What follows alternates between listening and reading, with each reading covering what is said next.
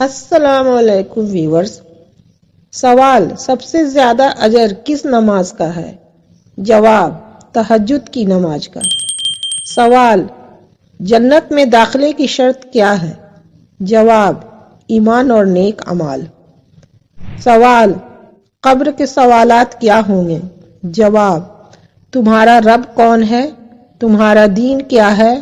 اور تمہارا نبی کون ہے؟ سوال: شیطان انسان کے دل میں کیا ڈالتا ہے؟ جواب: وسوسے اور شک۔ سوال: قیامت کے دن انسان کے اعمال کیسے تولے جائیں گے؟ جواب: میزان پر۔ سوال: نماز کو چھوڑنے کا سب سے بڑا نقصان کیا ہے؟ جواب: اللہ کی ناراضگی۔ سوال: بارش کے دوران کی جانے والی دعا کیوں قبول ہوتی ہے؟ جواب: کیونکہ یہ اللہ کی رحمت کا مظہر ہے۔ سوال: جنت کا سب سے بڑا درخت کون سا ہے؟ جواب: طوبیٰ کا درخت۔ سوال: دنیا کا سب سے پہلا چراغ کس نے جلایا؟ جواب: حضرت نوح علیہ السلام نے۔